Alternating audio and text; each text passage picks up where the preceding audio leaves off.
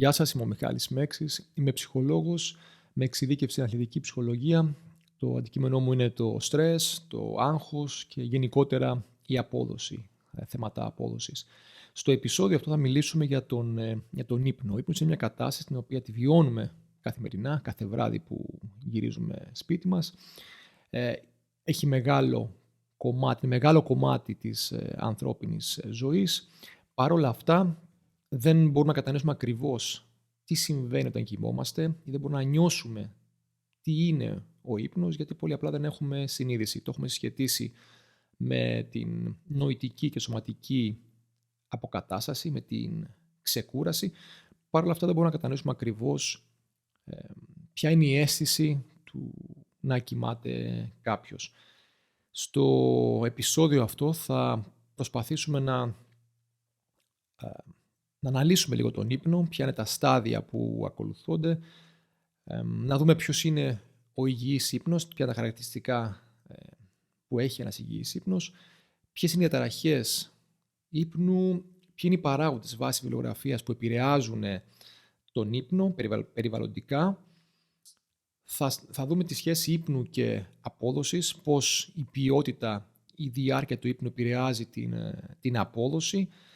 Θα συσχετίσουμε τον ύπνο με το άγχος. Φαίνεται ότι το άγχος είναι προβλεπτικός παράγοντας του ποιοτικού καλού ύπνου και από την άλλη πλευρά ο ύπνος πάλι μπορεί να επηρεάσει σε μεγάλο βαθμό το άγχος, ο καλός ύπνος. Και τέλος θα δούμε κάποιες παρεμβάσεις οι οποίες προτείνονται από την βιβλιογραφία. Αυτές μπορεί να είναι διατροφικές, μπορεί να είναι συμπεριφορικές, γνωστικές, φαρμακολογικές, αν και σε αυτό το κομμάτι δεν θα μείνουμε, δεν θα εστιάσουμε, οι οποίες έχει φανεί ότι μπορούν να βοηθήσουν κάποιον να βελτιώσει την ποιότητα του ύπνου του.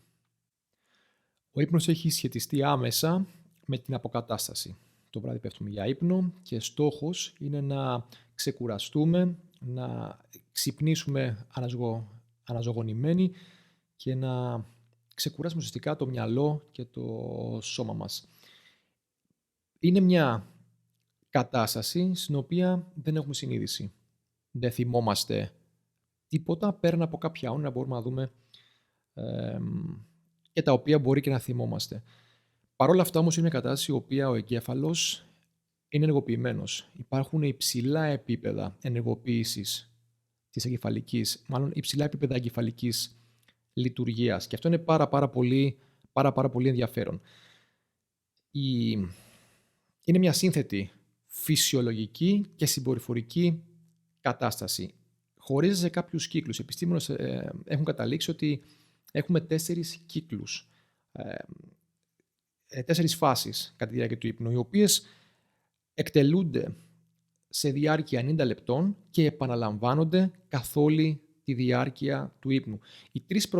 Τα τρία πρώτα στάδια, οι τρεις πρώτες φάσεις είναι οι φάσεις non-REM, Rapid Eye Movement, δηλαδή οι φάσεις μη ταχείας οφθαλμικής κίνησης. Και η τελευταία φάση, ή μάλλον σε αυτές τις τρεις φάσεις επικρατεί το non-REM, ενώ στην τελευταία φάση, στην τέταρτη φάση, επικρατεί το REM, η ταχεία οφθαλμική κίνηση. Αν αναλύσουμε τα στάδια αυτά ένα προς ένα, στο πρώτο στάδιο μειώνονται οι κεφαλικές λειτουργίες, δηλαδή όταν πέσουμε για ύπνο,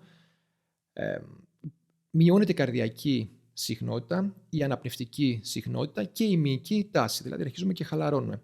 Στο δεύτερο στάδιο χάνεται η συνείδηση. Σταματάει η οφθαλμική κίνηση και η θερμοκρασία του σώματος πέφτει. Το κάθε στάδιο διαρκεί περίπου 15 με 20 λεπτά. Το τρίτο στάδιο είναι το στάδιο στο οποίο μπαίνουμε στον βαθύ ύπνο. Σε αυτό το στάδιο ο εγκέφαλος λειτουργεί με τα χαμηλότερα επίπεδα εγκεφαλικών κυμάτων. Αυτά τα κύματα είναι τα κύματα δέλτα και κυμαίνονται από 1 έως 3 Hz. Για να το βάλω σε μια αναλογία, όταν έχουμε πλήρη συνειδητότητα, όταν διαβάζουμε, όταν μελετάμε, όταν παίρνουμε αποφάσεις στην καθημερινότητά μας, λειτουργούμε με κύματα Β. Σε αυτό το στάδιο του REM υπάρχουν ταχείες οφθαλμικές κινήσεις. Η διαφορά με την κατάσταση της συνειδητότητας είναι ότι, γιατί και πάλι οι οφθαλμοί μας κάνουν κάποιες κινήσεις ακαδικές όταν είμαστε ξύπνοι, αλλά η διαφορά είναι ότι ενώ με πλήρη συνειδητότητα είναι προς κάθε κατεύθυνση, όταν κοιμόμαστε στη φάση του REM είναι οριζόντιες οι κινήσεις, γρήγορες και οριζόντιες. Σε αυτό το στάδιο βλέπουμε τα όνειρα, που είναι και κάτι που είναι και το μόνο στοιχείο που μπορεί να θυμόμαστε όταν ξυπνήσουμε. Υπάρχει πάρα πολύ έντονη εγκεφαλική λειτουργία, αυτό βλέπουμε από εγκεφαλογραφήματα, και το σώμα, και το παράδοξο είναι ότι παρόλο που ο εγκέφαλος είναι ενεργοποιημένος, το σώμα έρχεται σε πλήρη, το εκούσιο νευρικό σύστημα έρχεται σε πλήρη παράλυση. Τι θέλω να πω με αυτό? Υπάρχουν κάποια συστήματα όπως είναι η αναπνοή, όπως είναι η καρδιακή λειτουργία, όπως είναι οι οφθαλμικές κινήσεις, οι οφθαλμοί δηλαδή, που παραμένουν ενεργοί. Όλο το υπόλοιπο σώμα είναι σε πλήρη παράλυση. Και αυτό είναι το ενδιαφέρον. Ποια είναι τα χαρακτηριστικά που έχει ένας υγιής ύπνος? Θα πρέπει να έχει βέλτιστη διάρκεια. Αυτό που προτείνεται από τους ειδικούς είναι από 7 έως 9 ώρες. Να είναι αποτελεσματικός, δηλαδή να μην διακόπτεται, να είναι συνεχόμενος. Να είναι πλήρως αναζωογονητικός, δηλαδή όταν ξυπνάει κάποιος να αισθάνεται νοητικά και σωματικά ξεκούραστος. Να είναι συγχρονισμένος με τους ρυθμούς του ατόμου που κοιμάται, δηλαδή με τον κυρκάδιο ρυθμό, να λαμβάνει χώρα ο ύπνος κατά τη διάρκεια της νύχτας και όχι κατά τη διάρκεια της μέρας, και να είναι τακτικός. Δηλαδή να έχει μια συνέχεια, να επαναλαμβάνεται με ένα συγκεκριμένο μοτίβο για μεγάλη χρονική διάρκεια. Όταν ο ύπνος δεν ακολουθεί τα χαρακτηριστικά ενός υγιούς ύπνου, δεν είναι βάση αυτών που ορίζουν οι ειδικοί, τότε μπορούμε ίσως να μιλήσουμε και για διαταραχές ύπνου. Οι διαταραχές του ύπνου ορίζονται ως όλες οι μη φυσιολογικές συμπεριφορές στον ύπνο. Μπορεί να είναι η αϊπνία, μπορεί να είναι η υπνική άπνοια, το σύνδρομο των ανήσυχων ποδιών ή αλλιώς Willis-Ekbom illness, η ασθένεια Willis-Ekbom, και η ναρκοληψία, η οποία ναρκοληψία αφορά παραπάνω ύπνο, μεγαλύτερη διάρκεια ύπνου παρά λιγότερη διάρκεια ύπνου. Είναι κάτι λίγο διαφορετικό. Αυτό που έχουμε συναντήσει σχεδόν όλοι μας είναι η αϊπνία. Αναφέρεται στη δυσκολία να αποκοιμηθεί κάποιος εύκολα ή όταν κάποιος έχει διακεκομένο ύπνο, όταν ξυπνάει κατά τη διάρκεια του ύπνου και δεν μπορεί να κοιμηθεί εύκολα. Εδώ να προσθέσω ότι το να ξυπνάει κάποιος κατά τη διάρκεια του ύπνου είναι φυσιολογικό. Ξυπνάμε αρκετές φορές κατά τη διάρκεια του ύπνου, όλοι μας, είναι φυσιολογικό, αλλά αυτά τα διαλύματα στον ύπνο μας, πολλές φορές, τις περισσότερες φορές δεν τα καταλαβαίνουμε, δεν ξέρουμε ότι ξυπνήσαμε, και όταν ξεπεράσουν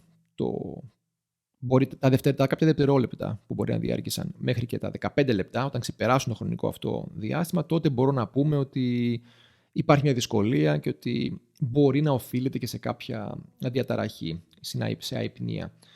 Επίσης, το να αποκοιμηθεί κάποιος, εντάξει, μπορεί να μην είναι το ίδιο εύκολο για όλους. Όταν αυτό όμως ξεπερνάει την μισή ώρα και γίνεται και υπάρχει μια συνέπεια σε αυτό, δηλαδή υπάρχει ένα συγκεκριμένο μοτίβο δυσκολίας κάποιου να αποκοιμηθεί, τότε και πάλι μπορούμε να μιλήσουμε για αϊπνία. Η υπνική άπνοια την βλέπουμε συνήθως σε μεγαλύτερα άτομα. Ουσιαστικά είναι η διακοπή της αναπνοής λόγω απόφραξης της αεροφόρου οδούς.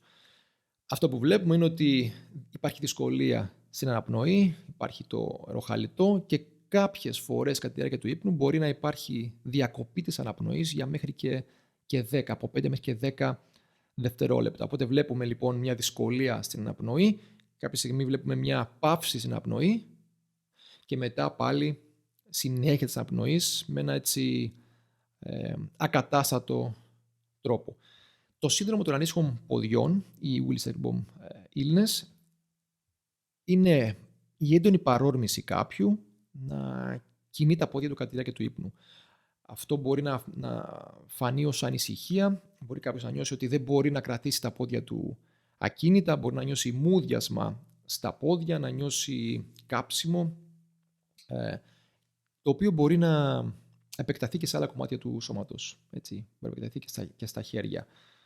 Ένα πολύ ενδιαφέρον, έτσι. Μια πολύ ενδιαφέρουσα δυσκολία κατά τη διάρκεια της νύχτας.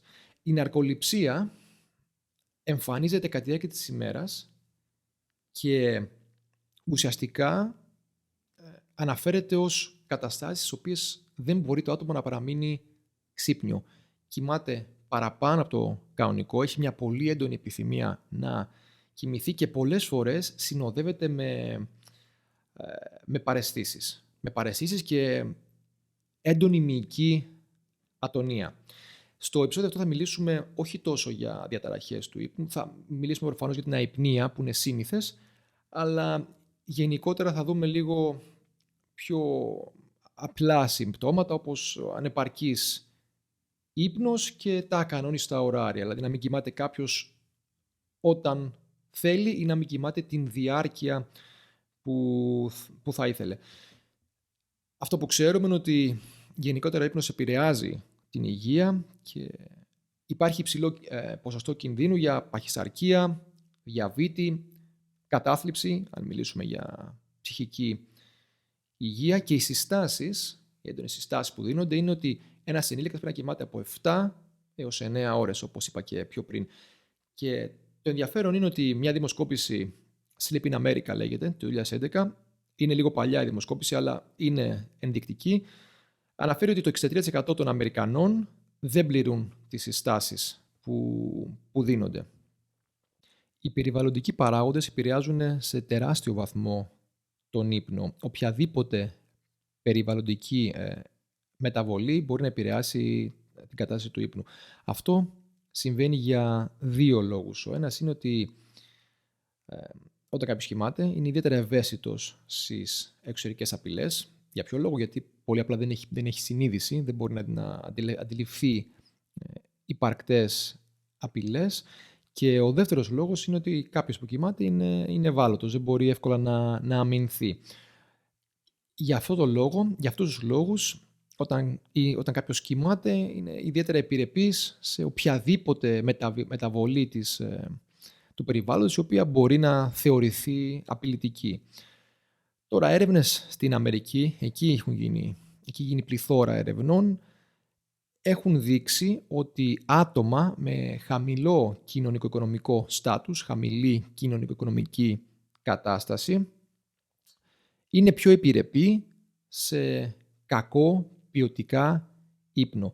Αυτό που δείχνουν οι έρευνες είναι ότι μαύροι, Λατίνοι, ηθαγενείς Αμερικανοί, σε σχέση με τους λευκούς πιο ευκατάστατους, με τα δείγματα των λευκών ευκατάστατων Αμερικανών, αντιμετωπίζουν πιο πολλά προβλήματα ύπνου, μικρότερη διάρκεια ύπνου, χειρότερη ποιότητα, καθυστερημένη έναρξη και πιο κατακαιρματισμένο ύπνο κατά τη διάρκεια της νύχτας. Αυτό έχει φανεί από τις έρευνες που έχουν δώσει έμφαση πιο πολύ στο κομμάτι το κοινωνικο-οικονομικό.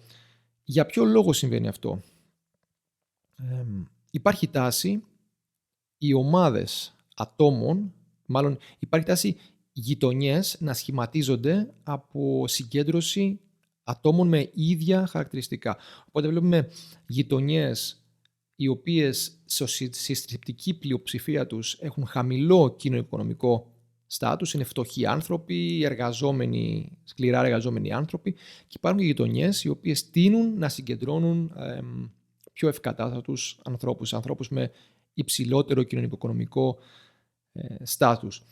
Οι γειτονιές που συγκεντρώνουν φτωχούς ανθρώπους, ή μάλλον οι γειτονιές οι οποίες συγκεντρώνουν ανθρώπους με χαμηλότερο κοινωνικο-οικονομικό στάτους, σε αυτές φαίνεται ότι υπάρχει υψηλότερο ποσοστό φτώχειας και ανεργίας και χαμηλά ποσοστά ιδιοκτησίας, κατοικίας και πανεπιστημιακής εκπαίδευσης. Αυτά τα στοιχεία έχουν συσχετιστεί με συμπτώματα αϊπνίας και μεγαλύτερη συχνότητα και διάρκεια αφύπνισης κατά τη διάρκεια του ύπνου, δηλαδή μετά την άραξη του ύπνου. Πώς επηρεάζει το περιβάλλον τώρα? Και το λέω αυτό γιατί υπάρχουν δύο δείγματα βάσει των γειτονιών, όπως είπαμε πριν, τα οποία δίνουν ξεκάθαρη εικόνα. Φαίνεται λοιπόν ότι το περιβάλλον στις γειτονιές αυτές έχει αρνητικό αντίκτυπο στην ποιότητα του ύπνου. Υπάρχουν δυνατοί θόρυβοι, υπάρχουν έντονα φώτα και το ακατάλληλο φως και ο κατάλληλος θόρυβος είναι πραγματικά καταστροφικός για τον ύπνο. Επίσης υπάρχουν υψηλότερα επίπεδα ενδοαστικής θερμότητας. Τι σημαίνει αυτό? Ότι οι γειτονιές αυτές τείνουν να είναι πυκνοκατοικημένες, τείνουν να είναι χτισμένες μέσα στο μπετό, να μην έχουν πολύ πράσινο, οπότε τα επίπεδα θερμότητας και υγρασίας είναι υψηλότερα. Αυτό οδηγεί σε περισσότερη εγρήγορση κατά τη διάρκεια του ύπνου και σε λιγότερη διάρκεια της φάσης της ταχείας κίνησης των οφθαλμών.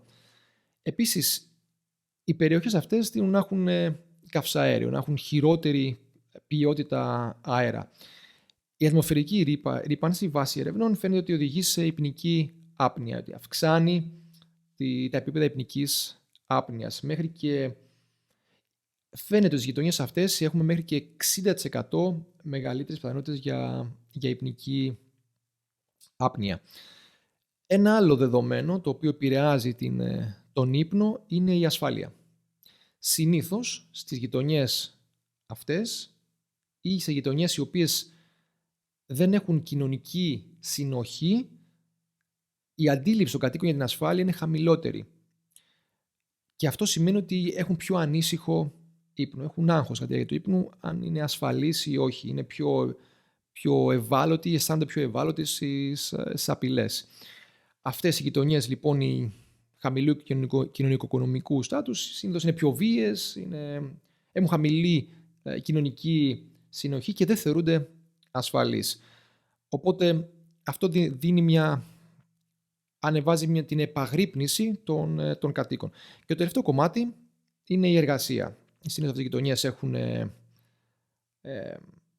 δύσκολες εργασίες, έχουν νυχτερινές βάρδιες, έχουν εργασίες που δεν έχουν σταθερό ωράριο και αυτό πάλι επιβαρύνει τη συχνότητα, τη διάρκεια και την ποιότητα του ύπνου. Βλέπουμε λοιπόν από τις έρευνες που έχουν γίνει, που έχουν δώσει έμφαση στο κοινωνικο-οικονομικό στάτους και αυτές είναι έρευνες επιπολασμού του ύπνου, των διαταραχών ύπνου, δίνουν μια ξεκάθαρη εικόνα για το ποιοι είναι οι παράγοντες που μπορούν να επηρεάσουν τον ύπνο βάσει συγκεκριμένων δειγμάτων, όπως είναι οι γειτονιές που συγκεντρώνουν πληθυσμό χαμηλότερου κοινωνικο-οικονομικού στάτους και οι γειτονιές που συγκεντρώνουν πληθυσμό υψηλότερου κοινωνικο-οικονομικού στάτους. Η σχέση του ύπνου και της απόδοσης έχει μελετηθεί κατά βάση πάνω σε αθλητές. Έτσι, οπότε οι έρευνες δίνουν έμφαση, μάλλον εστιάζουν στην αθλητική απόδοση. Αυτό που φαίνεται ότι ο ύπνος βοηθάει σημαντικές βιολογικές λειτουργίες, όπως είναι η μάθηση, η μνήμη, η νόηση. Και φαίνεται ότι κατά τη διάρκεια του ύπνου υπάρχει μια σημαντική αποκατάσταση των φυσιολογικών αυτών διεργασιών. Αυτό που βλέπουμε είναι ότι όσον αφορά την αποκατάσταση, είναι ότι ο ύπνος βραδέων κυμάτων, αυτόν που είδαμε στο τρίτο στάδιο του non-REM, είναι σημαντικό για την αποκατάσταση του σώματος. Σε αυτόν τον κύκλο, σε αυτή τη φάση επικρατούν τα κύματα δέλτα και αυτό που φαίνεται είναι ότι είναι οι βέλτιστες συνθήκες για αναβολισμό και για μυϊκή και σωματική αποκατάσταση. Από την άλλη πλευρά, όταν έχουμε rapid eye movement, όταν είμαστε στη φάση της ταχείας οφθαλμικής κίνησης, που όπως είπαμε πιο πριν, συνήθως στις 4 πρώτες ώρες του ύπνου, αν μιλήσουμε για ένα πλήρη ύπνο, επικρατεί πιο πολύ ο βαθύς ύπνος και στις 4 τελευταίες ώρες επικρατεί ο REM ύπνος, μέσα σε κύκλους των 90 λεπτών πάλι. Φαίνεται λοιπόν ότι στον REM κύκλο, εκεί που επικρατεί ο REM κύκλος, συνήθως γίνεται και η έκρηση της αυξητικής ορμόνης, που και αυτή είναι πάρα πολύ σημαντική για την αποκατάσταση. Η απώλεια ύπνου στους αθλητές μειώνει το μηχανισμό ανασύνθεσης των μυϊκών πρωτεϊνών και μειώνει τα αποθέματα γλυκογόνου των μυϊών. Οπότε, αν κάποιος δεν έχει αρκετό ύπνο κατά τη διάρκεια της νύχτας όταν είναι αθλητής, υπάρχουν σημαντικές επιπτώσεις στο μεταβολισμό του. Είναι σημαντικό να κοιμούνται, να δέχεται κάποιος, να παίρνει κάποιος 7 με 9 ώρες κάποιος ενήλικας υγιούς ύπνου κατά τη διάρκεια της νύχτας. Αυτό αυξάνεται σε αθλητές και επεκτείνεται και σε ανθρώπους οι οποίοι έχουν σημαντικές απαιτήσεις στην καθημερινότητα της ζωής τους. Έτσι. Για έναν αθλητή λοιπόν οι 7 με 9 ώρες γίνονται 9 με 10 ώρες, γιατί αυτό που δείχνουν οι έρευνες είναι ότι οι αθλητές, παρόλο που μπορεί να πέσουν για ύπνο τις ίδιες ώρες με τον γενικό πληθυσμό, οι άνθρωποι οι οποίοι, και πάλι για να το γενικεύσω λίγο, όχι μόνο στους αθλητές, οι άνθρωποι οι οποίοι έχουν εξαιρετικά απαιτητική καθημερινότητα, τείνουν να μην έχουν το ίδιο ποιοτικά καλό ύπνο και εν τέλει να κοιμούνται περίπου τις ίδιες ώρες όσο ο γενικός πληθυσμός, παρόλο που μπορεί να το έχουν παραπάνω ανάγκη. Αυτό, συγκεκριμένα όσον αφορά τους αθλητές, μπορεί να οφείλεται σε κακό προγραμματισμό των προπονήσεων, δηλαδή οι προπονήσεις να είναι αργά το απόγευμα, να οφείλονται σε κακή υγιεινή ύπνου. Η υγιεινή ύπνου, θα δούμε αργότερα και στις παρεμβάσεις, αφορά συνθήκες οι οποίες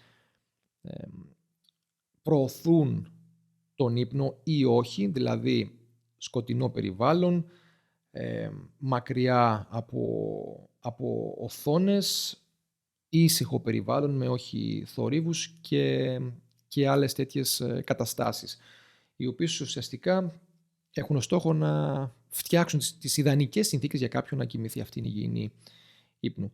Οπότε, για να παραλάβω, κακός προγραμματισμός προπονήσεων, κακή υγιεινή ύπνου και ίσως και πριν από αγώνες ή από σημαντικά γεγονότα και πάλι να μην υπάρχει καλή ποιότητα του ύπνου. Αυτό λοιπόν ερμηνεύεται έτσι και σε αθλητές, αλλά και σε ανθρώπους οι οποίοι έχουν απαιτήσεις στην καθημερινότητά τους. Και καταλαβαίνω από αυτό ότι όσο πιο πολλές οι απαιτήσεις της καθημερινότητας, τόσο πιο μεγάλη ανάγκη για περισσότερο και πιο ποιοτικό ύπνο. Αν επηρεάζει τη γνωστική απόδοση, τις γνωστικές λειτουργίες, από ό,τι φαίνεται ότι έλλειψη ύπνου επηρεάζει σε έναν βαθμό τις γνωστικές λειτουργίες, συγκεκριμένα επηρεάζει το χρόνο αντίδρασης, τη συγκέντρωση, την αντιληπτική ικανότητα, τη γλώσσα, τη μνήμη, τις λεπτές κινητικές δεξιότητες, τη λήψη αποφάσεων και σημαντικότερα, και αυτό σημαντικό, επηρεάζει τη διάθεση. Οπότε, κακός ύπνος ή έλλειψη ύπνου μπορεί να επηρεάσει σημαντικά τα επίπεδα σταθερότητας της διάθεσης. Δηλαδή, μπορεί να υπάρχουν διακυμάνσεις στη διάθεση. Και αυτό είναι πάρα πολύ ενδιαφέρον. Αυτό που έχει φανεί από έρευνες πάνω σε αθλητές,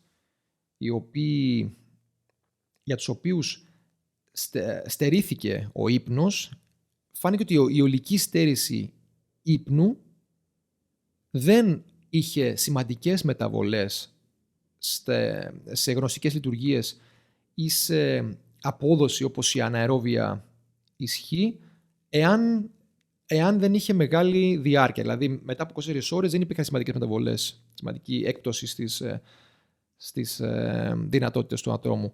Αλλά μετά από 36 ώρες χωρίς ύπνο, προφανώς και μειώθηκαν όλες οι λειτουργίες. Το σημαντικό ήταν ότι οι μεγάλες μεταβολές υπήρχαν στη διάθεση. Και η διάθεση με τη σειρά της είχε αρνητικό αντίκτυπο στην καθημερινότητα, στη συνέπεια, στο κίνητρο των αθλητών να ακολουθήσουν μια καθημερινότητα με πίεση, με ένταση, με τον κόπο που θα πρέπει να δώσουν σε οποιαδήποτε άλλη μέρα. Οπότε φαίνεται ότι όταν υπάρχει έλλειψη ύπνου, δεν είναι τόσο μεγάλες οι εκπτώσεις στις ικανότητες, αλλά υπάρχει μεγάλη έκπτωση στη διάθεση. Ενώ λοιπόν η έλλειψη δεν φαίνεται να φέρει σημαντικά προβλήματα, σημαντικά αποτελέσματα, αρνητικά αποτελέσματα στην απόδοση, εκτός και αν είναι έντονα παρατεταμένη, αυτό που έχουμε δει, και σύμφωνα με μια συγκεκριμένη έρευνα των Μαχ και Ζιριάν και άλλων, οι οποίοι κάνουν μελέτη πάνω στην απόδοση αθλητών μπάσκετ, ενώ τους είχαν αυξήσει την διάρκεια του ύπνου, φάνηκε ξεκάθαρα ότι παρατηρήθηκε μεγάλη βελτίωση όσον αφορά τις δεξιότητες, όσον αφορά τους χρόνους αντίδρασης και όσον αφορά τη διάθεση. Άρα αυτό που βλέπουμε είναι ότι ενώ στην έλλειψη ύπνου δεν έχουμε τόσες μεγάλες διαφορές στην απόδοση, αλλά έχουμε αρκετά μεγάλες διαφορές στη διάθεση, όταν προσθέσουμε διάρκεια στον ύπνο ενός αθλητή, για παράδειγμα, βλέπουμε μεγάλα ωφέλη. Οπότε υπάρχει μια δυσαναλογία σε αυτό το κομμάτι. Το ότι χάνεις αν έχεις έλλειψη ύπνου και το ότι κερδίζεις αν προσθέσεις ύπνο. Γι' αυτό δηλώνει το πόσο σημαντικό είναι σε κάθε περίπτωση να προωθούμε μεγαλύτερη διάρκεια και καλύτερη ποιότητα ύπνου. Η σχέση του ύπνου με το άγχος είναι πολύ ισχυρή. Ως άγχος θα μιλήσουμε για διαταραχές του άγχους, ή τέτοιες είναι η γενικευμένη αγχοδιαταραχή, η διαταραχή πανικού, οι φοβίες, η αγοραφοβία, το κοινωνικό άγχος, το άγχος αποχωρισμού και άλλες. Για παράδειγμα, το μεταδραματικό στρες σχετίζεται με το άγχος, η ιδιοψυχαναγκαστική διαταραχή πλέον σχετίζεται με το άγχος. Η επιλεκτική αλαλία είναι μια αγχοδιαταραχή η οποία γίνεται όλο και πιο γνωστή. Αυτό που ξέρουμε είναι ότι το άγχος επηρεάζει τον ύπνο και ο ύπνος επηρεάζει το άγχος. Μιλώντας για γενικευμένη αγχοδιαταραχή και μεταδραματικό στρες, θα δούμε βάσει ερευνών ότι η υποκειμενική ποιότητα του ύπνου έχει μεγάλο μέγεθος επίδρασης στη γενικευμένη και στο μεταδραματικό στρες. Αυτό σημαίνει ότι η ποιότητα του ύπνου επηρεάζει σε μεγάλο βαθμό αυτές τις δύο διαταραχές ή το πώς αντιλαμβάνεται κάποιος αυτές τις δύο διαταραχές και στο σημείο έναρξής τους και στα συμπτώματά τους. Επίσης, η μείωση του συνολικού χρόνου ύπνου έχει μεγάλο μέγεθος επίδρασης στην ιδιοψυχαναγκαστική διαταραχή. Η μειωμένη συνέχεια του ύπνου, για παράδειγμα, αν ένας ύπνος δεν είναι απρόσκοπτος, αν συνεχώς διακόπτεται, έχει μεσαίο μέγεθος επίδρασης στην γενικευμένη αγχοδιαταραχή, στο μεταδραματικό και στη διαταραχή πανικού. Και το βάθος του ύπνου, δηλαδή όσο κάποιος μπαίνει σε βαθύ ύπνο, έχει μεσαίο μέγεθος επίδρασης στο μεταδραματικό στρες. Το μέγεθος επίδρασης δηλώνει μια αναλογία μέσα από την οποία φαίνεται πόσο πολύ επηρεάζει μία μεταβλητή την άλλη μεταβλητή. Για παράδειγμα, η ποιότητα ή η διάρκεια του ύπνου, την κατάσταση μίας διαταραχής. Για όποιον θέλει να δει παραπάνω για τις μελέτες αυτές, έχω κάτω στις πληροφορίες του βίντεο, θα έχω όλες τις μελέτες. Ποιο είναι το ενδιαφέρον? Ότι αφενός απ' τη μία η αϊπνία είναι σημαντικός προγνωστικός παράγοντας των αγχωδών διαταραχών σε μεγάλο βαθμό και αφετέρου αυτό που βλέπουμε τα ψυχοβιολογικά μοντέλα είναι ότι πάλι οι αγχώδεις διαταραχές επηρεάζουν τον ύπνο, οπότε είναι μια σχέση αμφίδρομη. Βλέπουμε ότι ο υπερβολικός χρόνος στο κρεβάτι είναι σύμπτωμα, είναι μια κατάσταση η οποία αναφέρεται από ανθρώπους οι οποίοι έχουν αγχώδεις διαταραχές. Επίσης, το να μένεις ξύπνιος το βράδυ ερμηνεύεται ως μια υψηλή λειτουργία, υψηλά επίπεδα λειτουργίας του συμπαθητικού νευρικού συστήματος έναντι του παρασυμπαθητικού νευρικού συστήματος, που και πάλι είναι ένα αποτέλεσμα του άγχους, του στρες πιο συγκεκριμένα.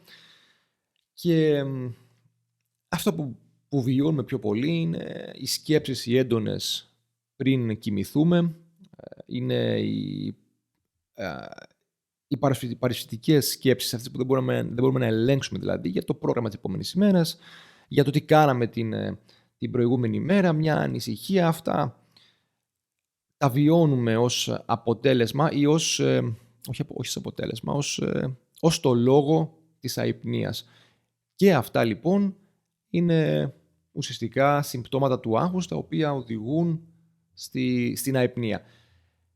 Βλέπουμε λοιπόν μια ιδιαίτερα ισχυρή, αμφίδρομη σχέση μεταξύ άγχους και αϊπνίας ή κακής ποιότητας ύπνου ή κακής διάρκειας ύπνου.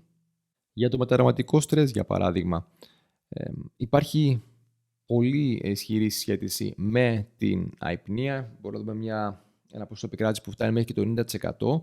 Ξέρουμε για το μετατραυματικό στρες ότι οι εφιάλτες παίζουν σημαντικό ρόλο. Το άτομο μπορεί να ξυπνάει κατά τη διάρκεια της νύχτας έντρομο από εφιάλτες, τους οποίους βλέπει και σχετίζονται με το τραύμα. Επίσης, οι εφιάλτες είναι τόσο σημαντικοί, η κατάσταση του να βλέπει κάποιος εφιάλτες στο μετατραυματικό στρες είναι τόσο σημαντική που μπορούν να αποτελούν βασικά διαγνωστικό κριτήριο.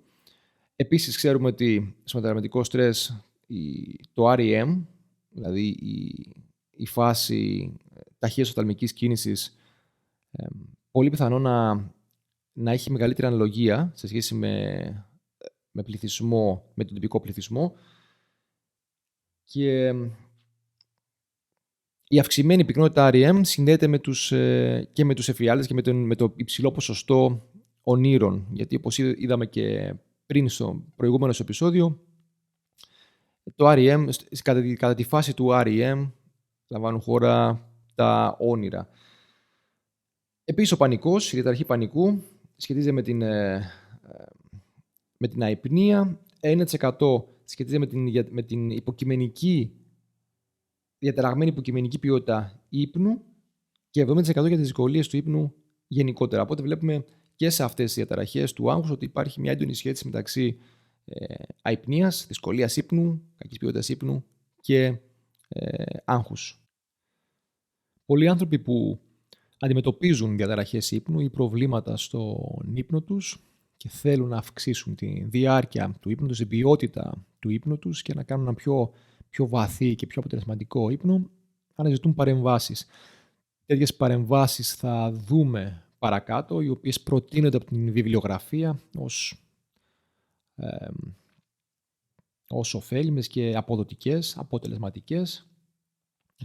Θα μιλήσουμε για γενικές παρεμβάσεις, οι οποίες περικλείουν την υγιεινή ύπνου, την αναφέραμε και πιο πριν. Αυτήν είναι ουσιαστικά διάφορες συμπεριφορές οι οποίες προωθούν τον ύπνο, φτιάχνουν ένα περιβάλλον κατάλληλο για κάποιον να κοιμηθεί, που να τον καλεί για ύπνο, που να περιορίζει τους περισπασμούς. Θα δούμε για παράταση ύπνου. Αυτό μπορεί να είναι είτε κατά τη διάρκεια της νύχτας, είτε με naps, με σύντομους ύπνους. Θα μιλήσουμε για διατροφικές παρεμβάσεις, πώς η διατροφή μπορεί να επηρεάσει τον ύπνο μας, είτε αρνητικά είτε θετικά. Θα μιλήσουμε λίγο για φαρμακολογία, χωρίς όμως να μείνουμε πολύ στο συγκεκριμένο θέμα, γιατί είναι πολύ ευαίσθητο και φυσικά και αυτό, όπως και οι διατροφικές παρεμβάσεις, θέλουν την εποπτεία και την καθοδήγηση ενός γιατρού. Σε καμία περίπτωση δεν προτείνω να κάνει κάποιες παρεμβάσεις, να ακολουθήσει κάποιες παρεμβάσεις, οι οποίες να έχουν είτε φαρμακευτική αγωγή, είτε διατροφικές αλλαγές, χωρίς την παρότρινση, την εποπτεία και την παρακολούθηση από κάποιον γιατρό. Και θα δούμε και κάποιες γνωστικές παρεμβάσεις, οι οποίες ουσιαστικά μπορεί κάποιος να τις κάνει είτε μόνος, και θα δούμε πώς, είτε με την υποστήριξη και την καθοδήγηση κάποιου ειδικού ψυχικής υγείας. Για να μπορέσει κάποιος να κάνει κάποια παρέμβαση, θα πρέπει για αρχή να έχει κάποια μέτρηση και κάποια επίγνωση του ζητήματος. Έτσι, είναι πάρα πολύ σημαντικό. Είναι αρχή όλων το να μπορείς να κατανοήσεις ότι έχεις κάποιο ζήτημα, γιατί το έχεις αυτό και σε τι βαθμό το έχεις. Για παράδειγμα, αν όντως έχεις αϊπνίες και πώς επηρεάζεσαι από τις αϊπνίες αυτές, ποιοι είναι οι λόγοι οι οποίοι μπορεί να επηρεάζουν τον ύπνο σου αρνητικά και σε τι βαθμό γίνεται αυτό. Έτσι. Οπότε χρειάζεται να έχεις μια αντικειμενική μέτρηση του προβλήματος. Εάν το θεωρείς ως πρόβλημα που χρειάζεται παρέμβαση. Συνήθως οι αναφορές για τον ύπνο είναι αυτοαναφορές. Δηλαδή έρχεται κάποιος και λέει ότι δεν κοιμάμαι καλά. Αισθάνομαι δυσφορία κατά τη διάρκεια της ημέρας, αισθάνομαι κουρασμένος, αισθάνομαι ότι δεν έχω την ενέργεια που θα ήθελα, αισθάνομαι ότι η διάθεσή μου δεν είναι αυτή που έχω όταν έχω κοιμηθεί σωστά, δεν μπορώ να κοιμηθώ τα βράδια. Το θέμα είναι πόσο. Για να μπορέσεις να έχεις μια εικόνα ξεκάθαρη σε αυτό, υπάρχουν 2-3 τρόποι. Ο πρώτος τρόπος είναι το ημερολόγιο ύπνου. Ουσιαστικά πριν κοιμηθείς και όταν σηκωθείς να σημειώνεις τι ώρα έπεσες, τι ώρα ξάπλωσες, τι ώρα πιστεύεις ότι έπεσες για ύπνο, αν ήταν πολύ πιο μετά, αν ήταν απευθείας όταν κοιμήθηκες, και το πρωί να σημειώσεις πώς ήταν ο ύπνος σου και πώς νιώθεις. Αν νιώθεις ξεκούραστος, αν νιώθεις κουρασμένος ή κουρασμένη. Ουσιαστικά να καταγράψεις κατά κάποιο τρόπο τον ύπνο σου. Και φυσικά τις ώρες. Πόσες ώρες κοιμήθηκες. Αυτό θα σου δώσει μια εικόνα της ποιότητας και της ποσότητας του ύπνου σου. Και θα σε βοηθήσει να έχεις κάποιο data, κάποια δεδομένα, τα οποία να μπορείς να αναλύσεις ή να παρουσιάσεις σε κάποιον ειδικό. Για την καταγραφή υπάρχουν και πολλές εφαρμογές που μπορούμε να χρησιμοποιήσουμε μέσω του κινητού μας τώρα, να τις κατεβάσουμε και να τις χρησιμοποιήσουμε, ούτως ώστε να κάνουμε μια καλύτερη καταγραφή των δεδομένων την ώρα που κοιμόμαστε. Είναι ένα άλλο ημερολόγιο καταγραφής που μπορεί να δώσει κάποια άλλα δεδομένα, τα οποία από μόνος μπορεί να μην θυμάσαι ή μπορεί να μην έχεις το χρόνο να καταγράψεις. Την ίδια δουλειά μπορεί να κάνουν και σε ένα άλλο πλαίσιο, πιο φυσιολογικό, τα ρολόγια καταγραφής φυσιολογικών ενδείξεων ή τα Garmin, τα Polar, τα οποία μετράνε, για παράδειγμα, αναπνευστική συχνότητα, καρδιακή μεταβλητότητα και μπορούν να δώσουν κάποιες μετρήσεις και να υποδείξουν πότε το παρασυμπαθητικό νευρικό σύστημα κυριαρχεί του συμπαθητικού νευρικού συστήματος. Πότε ουσιαστικά το σώμα μας αρχίζει και σβήνει φυσιολογικά και περνάει από την κατάσταση της πλήρους συνείδησης στην κατάσταση του ύπνου. Τα ερωτηματολόγια και αυτά με τη σειρά τους μπορούν να δώσουν πληροφορίες σχετικά με το πώς κάποιος αντιλαμβάνεται τον ύπνο και τις δυσκολίες που αντιμετωπίζει στον ύπνο. Εγώ, για παράδειγμα, χρησιμοποιώ το ερωτηματολόγιο ελέγχου ύπνου των αθλητών, οι οποίοι αυταναφέρουν ότι έχουν προβλήματα στον ύπνο. Και όταν λέω αυτοαναφέρονται, εννοώ ότι από μόνοι τους αντιλαμβάνονται ότι έχουν κάποια προβλήματα, ότι κατά τη διάρκεια της ημέρας δεν νιώθουν ξεκούραστοι, νιώθουν κόπωση, δεν έχουν καλή διάθεση, βλέπουν ότι δεν κοιμούνται την ώρα που πέφτουν για ύπνο, ότι μπορεί να έχουν και κομμένο ύπνο. Αυτοί λοιπόν οι άνθρωποι αναφέρουν τις δυσκολίες, μπορεί να μην μπορούν να τις περιγράψουν στο βαθμό που χρειάζεται. Οπότε ένα ερωτηματολόγιο μπορεί, για παράδειγμα, να μου δώσει εμένα το κατά πόσο αυτές οι δυσκολίες μπορεί να φτάσουν τα όρια μιας διαταραχής ή ποιοι είναι οι τομείς της ζωής του αθλητή που επηρεάζονται πιο πολύ. Μπορεί να είναι οι αγώνες, μπορεί να είναι η καθημερινότητα, μπορεί να είναι η προπόνηση. Οπότε παίρνεις παραπάνω πληροφορίες όσον αφορά τις δυσκολίες του ύπνου και από τα ερωτηματολόγια. Και ένα ερωτηματολόγιο μπορεί να το κάνει και κάποιος μόνος του, χωρίς να το χορηγήσει κάποιος άλλος. Είναι πάρα πολύ σημαντικό λοιπόν να έχουμε επίγνωση ποια είναι η κατάσταση, ποιες είναι οι δυσκολίες που αντιμετωπίζουμε και σε τι βαθμό τις αντιμετωπίζουμε. Πέραν από μια απλή αίσθηση ότι δεν κοιμάμαι καλά ή αισθάνομαι κουρασμένος κατά τη διάρκεια της ημέρας. Αυτό θα μας δώσει και άλλο κίνητρο. Εάν αν αντιληφθούμε ποια είναι η σημασία του ύπνου και πόσο σημαντικός είναι για την καθημερινότητά μας, έχοντας ως βάση ουσιαστικά το πώς κοιμόμαστε, ξέροντας λοιπόν ότι δεν κάνουμε ένα σωστό ύπνο, αν εκπαιδευτούμε μέσω της ψυχοεκπαίδευσης για τους λόγους που ο ύπνος είναι σημαντικός και πώς ουσιαστικά η κακή ποιότητα ύπνου,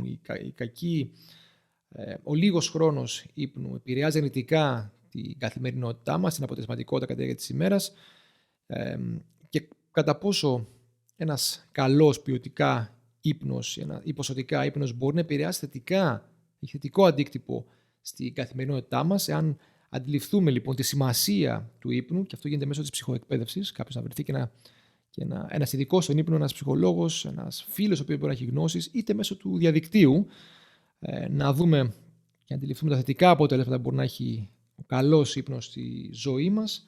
Μπορεί να είναι πραγματικά ένας κινητοποιητικός παράγοντας στο να μας βάλει στη διαδικασία πιο εύκολα να ακολουθήσουμε κάποιες παρεμβάσεις.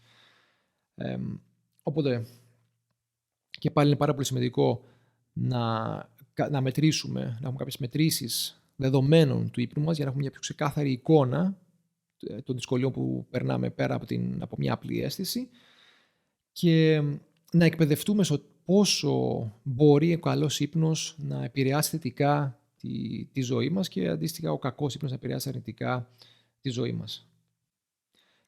Ξεκινώντας λοιπόν από γενικότερες παρεμβάσεις, και μιλάω για τις συμπεριφορικές παρεμβάσεις, παρεμβάσεις που μπορεί να κάνει οποιοδήποτε, αλλάζοντας την υγιεινή του ύπνου του, δηλαδή αλλάζοντας το περιβάλλον και τις συνθήκες στις οποίες κοιμάται ή θέλει να κοιμηθεί, μπορούμε να δούμε σημαντικές διαφορές. Θα ξεκινήσω σε επίπεδο γειτονιάς. Μίλησα και πιο πριν στο επεισόδιο για τις έρευνες που έχουν γίνει σχετικά με το πώς μια γειτονιά μπορεί να επηρεάσει, το περιβάλλον μια γειτονιάς μπορεί να επηρεάσει τις συνθήκες ύπνου και να έχει αρνητικό αντίκτυπο. Πάνω σε αυτό λοιπόν, και έχοντας ως βάση ότι οι συμπεριφορικές αλλαγές και ειδικότερα η υγιεινή ύπνου έχει ως στόχο την παράταση του ύπνου και την αύξηση του νυχτερινού ύπνου κατά βάση. Βέβαια μπορεί να γίνει και με την προσθήκη ημερήσεων σύντομων ύπνων, έτσι, τα naps που λέμε. Αλλά γενικότερα έχοντας σαν βάση ότι η υγιεινή ύπνου θέλει να βελτιώσει τη διάρκεια του ύπνου, ξεκινάω από την γειτονιά λέγοντας ότι διαμόρφωση στο αστικό περιβάλλον, και πάλι σε συνέχεια αυτό που είχαμε πει προηγουμένως, το να δημιουργηθούν πάρκα σε μια γειτονιά, το να φυτευτούν δέντρα και πράσινοι χώροι, είναι ευεργετικό για τον ύπνο, επηρεάζει τους ανθρώπους που ζουν εκεί. Μπορεί να μειωθούν οι ήχοι των αυτοκινήτων, για παράδειγμα, έχοντας παραπάνω πάρκα, να μειωθεί η θερμότητα της γειτονιάς, η οποία, όπως είπαμε και πριν, μπορεί να επηρεάσει αρνητικά την ποιότητα του ύπνου κάποιου, και να ενισχυθούν και κοινωνικές σχέσεις. Ένα πάρκο μπορεί να ενισχύσει τις κοινωνικές σχέσεις των ανθρώπων που ζουν σε μια συγκεκριμένη γειτονιά, και αυτό να αυξήσει τα επίπεδα ασφάλειας που νιώθουν αυτοί οι άνθρωποι. Όλοι αυτοί οι παράγοντες, όπως είπαμε και προηγουμένως, μπορούν συνολικά να βελτιώσουν την υγιεινή του ύπνου και έτσι να βελτιώσουν και την ποιότητα και την ποσότητα του ύπνου. Σε πιο ατομικό επίπεδο, μέσα στο σπίτι, μέσα στο δωμάτιο, υπάρχουν και πάλι έχουν γίνει διάφορες έρευνες οι οποίες δηλώνουν ότι η καλή υγιεινή ύπνου μπορεί να βελτιώσει την ποιότητα και την ποσότητα του ύπνου, και ειδικότερα την ποσότητα. Για να είμαι πιο ακριβής, η ποιότητα δεν είναι σίγουρο ότι θα βελτιωθεί μέσω της υγιεινής ύπνου. Η ποσότητα όμως είναι πολύ πιθανόν να βελτιωθεί, γιατί την ποιότητα την επηρεάζουν και άλλα πράγματα, όπως είναι το στρες, όπως είναι οι ουσίες, ίσως η κάναβη ή το ποτό σε μεγάλο βαθμό. Αλλά σίγουρα η ποσότητα μπορεί να βελτιωθεί μέσω της υγιεινής ύπνου. Τι είναι όμως αυτό? Τι είναι η υγιεινή ύπνου? Συγκεκριμένα θα αναφέρω μια έρευνα στην οποία οι participants, οι άνθρωποι που έλαβαν, οι συμμετέχοντες, ακολούθησαν γιόγκα και κάποιες τεχνικές υγιεινής ύπνου και φάνηκε ότι είχαν βελτιωμένη διάρκεια ύπνου. Από 5,4 ώρες ανανύχτα πήγανε στις 6,9 ώρες ανανύχτα, που είναι αναδιαρρηκτέρευση, που είναι σημαντική διαφορά. Ποιες ήταν οι συνθήκες, ποιες ήταν οι τεχνικές που ακολούθησαν? Χαμηλότερο φωτισμό. Κατά τη διάρκεια, αυτό που ξέρουμε είναι ότι μέσα από τα μάτια μας δεχόμαστε μηνύματα για το κατά πόσο πρέπει να είμαστε ξυπνητοί ή πρέπει να είμαστε σε κατάσταση ύπνου. Οπότε το φως σημαίνει συνειδητότητα. Το φως σημαίνει ότι είμαστε ξύπνοι και κάνουμε δραστηριότητες. Αντίστοιχα το σκοτάδι σημαίνει ότι ήρθε ώρα να κοιμηθούμε. Αυτό ξέρουμε από τη φυσιολογία μας, αυτά τα μηνύματα που λαμβάνουμε και πρέπει να λαμβάνουμε για να έχουμε έναν ρυθμισμένο κυρκάδιο ρυθμό. Τείνουμε στη ζωή πλέον να μπερδεύουμε αυτό το ρυθμό. Κατά τη διάρκεια της ημέρας να έχουμε κλειστά, για παράδειγμα, όλα τα φώτα του σπιτιού και καθώς το φως της ημέρας πέφτει, να ανοίγουμε τα τεχνητά φώτα του σπιτιού και έτσι να χαλάμε το ρυθμό μας. Αυτό που πρέπει να κάνουμε είναι κατά τη διάρκεια της ημέρας να παίρνουμε πολύ φως, να δεχόμαστε πάρα πολύ φως μέσω των οφθαλμών, ώστε να παίρνουμε το μήνυμα από τη ζωή ότι ήρθε η ώρα να είμαστε ξυπνητοί και να δρούμε. Αντίστοιχα, όταν πέφτει το φως, δεν πρέπει να μπερδεύουμε το ρολόι μας με φώτα. Όσο μειώνεται το φως της ημέρας, πρέπει να μειώνουμε και την ένταση του φωτός μέσα στο σπίτι και να μην κάνουμε το αντίθετο. Επίσης, ξέρουμε ότι η ποσότητα φωτός που λαμβάνουμε από τις λάμπες και το τεχνητό φως δεν είναι σε καμία περίπτωση αντίστοιχη ή ανάλογη μάλλον του φωτός, της ισχύς του φωτός που παίρνουμε από τον ήλιο. Εν κατακλείδη, μειώνοντας το φως όταν έρχεται η ώρα να πέσουμε για ύπνο, μέχρι να φτάσουμε στο απόλυτο σκοτάδι, δηλαδή να κοιμόμαστε με απόλυτο σκοτάδι, θα βοηθήσει να κοιμηθούμε πιο εύκολα. Έτσι, θα βοηθήσει την ποσότητα του ύπνου μας. Αυτό που ξέρουμε επίσης είναι ότι το δροσερό περιβάλλον επίσης βοηθάει στο να μπορέσει κάποιος να αποκοιμηθεί πιο εύκολα. Αυτό που λένε οι ειδικοί είναι οι 17 βαθμοί Κελσίου. Εντάξει, αυτό βέβαια μπορεί να διαφέρει από άνθρωπο σε άνθρωπο. Για κάποιον 21 βαθμοί Κελσίου μπορεί να είναι πολύ κρύο. Για κάποιον άλλον 17 βαθμοί Κελσίου μπορεί να μην είναι αρκετά κρύο, να μην αντιλαμβάνονται το κρύο στα ίδια επίπεδα. Παρ' όλα αυτά όμως, αυτό που πρέπει να κρατήσει κάποιος είναι ότι ένα δροσερό περιβάλλον θα βοηθήσει το σώμα να πέσει στην κατάλληλη θερμοκρασία για να αποκοιμηθεί, που παίρνει το σώμα όταν βρίσκεται στην κατάσταση του ύπνου και έτσι μπορεί να αποκοιμηθεί πιο εύκολα. Αυτό βοηθάει κάποιον να αποκοιμηθεί πιο εύκολα. Βοηθήματα, οτοασπίδες, βοηθήματα που μπορούν να αποκόψουν τα εξωτερικά ακουστικά ερεθίσματα, όπως είναι κόρνες, σκυλιά και τα σχετικά, προφανώς μπορούν να βοηθήσουν στον ύπνο να μην υπάρχουν διακοπές ή να κοιμηθεί κάποιος πιο εύκολα. Σημαντικό κομμάτι, το οποίο επηρεάζει πάρα πολύ τον ύπνο και τον επηρεάζει αρνητικά, είναι και το φως. Το φως από οθόνες, το blue light που λέμε. Αυτό που φαίνεται είναι ότι η ενασχόληση με κινητά πριν τον ύπνο, όταν δηλαδή πάει κάποιος να πέσει για ύπνο, παρατείνει την αϊπνία. Δεν τον βοηθάει να κοιμηθεί. Βέβαια, αυτό δεν μπορεί να μην ισχύει το ίδιο για όλους τους ανθρώπους. Κάποιοι μπορούν να βλέπουν μισή ώρα στα social media μέσα από το κινητό τους και μετά να κοιμούνται πολύ εύκολα, που και πάλι αυτό και αυτή η μισή ώρα ανασχόληση σίγουρα επιβαρύνει τον ύπνο, θα μπορούσαν να κοιμούνται εκείνο το διάστημα.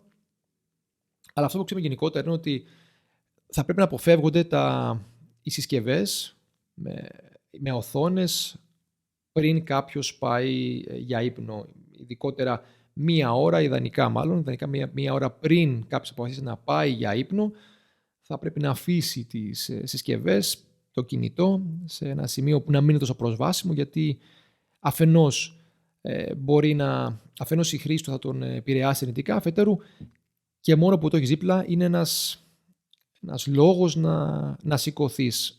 Αυτό που ξέρουμε επίσης είναι ότι το κινητό μπορεί να είναι εθιστικό, ιδιαίτερα τα social media μπορεί να είναι εθιστικά, οπότε όταν κάποιος νιώθει μια ανασφάλεια ή ένα άγχος για κάποιο λόγο, ένα άγχος του ότι δεν μπορώ να κοιμηθώ, για παράδειγμα, ή έχω διάφορες σκέψεις ενοχλητικές στο μυαλό μου, η εύκολη λύση θα είναι να πάρει το κινητό του κάποιος και να ασχοληθεί με κάτι άλλο ή να δει μια ταινία, που και πάλι έχει προφανώς αρνητικό αντίκτυπο στο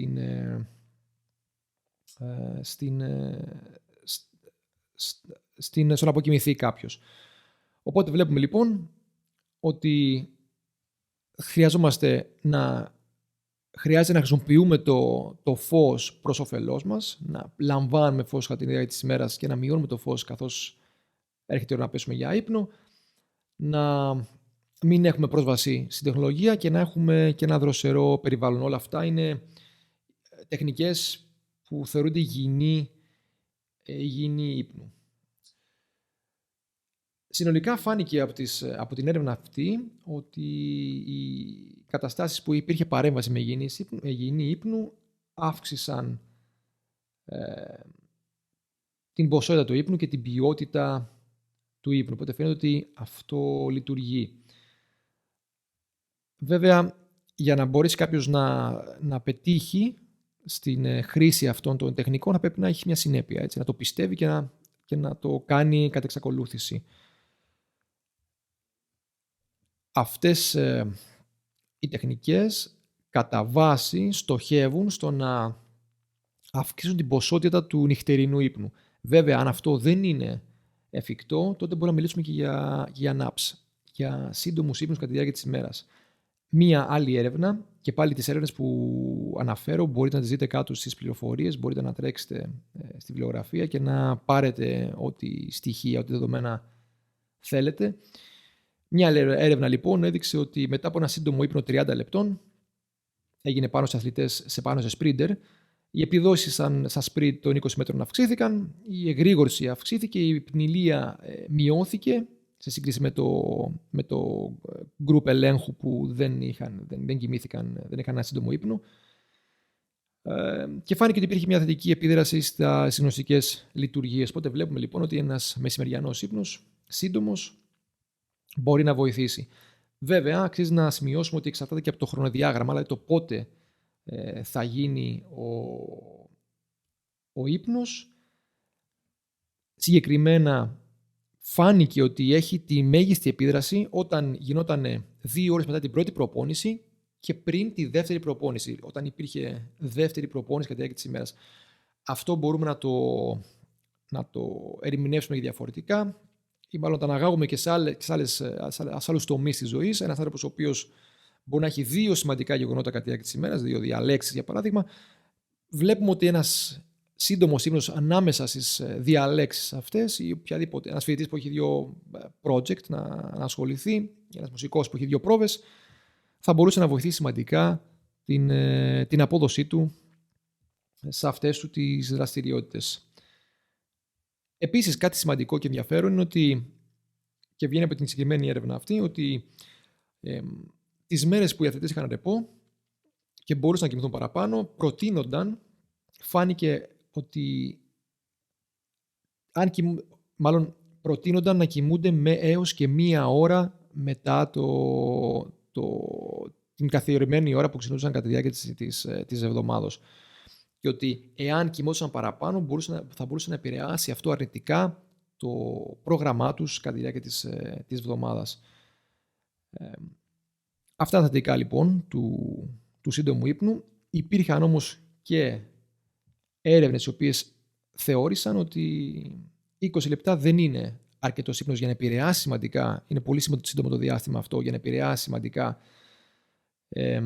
την απόδοση στις προπονήσεις και μπορούσε να επηρεάσει και αρνητικά τον νυχτερινό ύπνο. Οπότε έχουμε ένα debate πάνω σε αυτό και από αυτό φαίνεται ότι σε κάποιους ανθρώπους μπορεί να δουλέψει ο μεσημεριανός σύντομος ύπνος, σε κάποιους ανθρώπους όχι τόσο και εξαρτάται και από άλλους παράγοντες.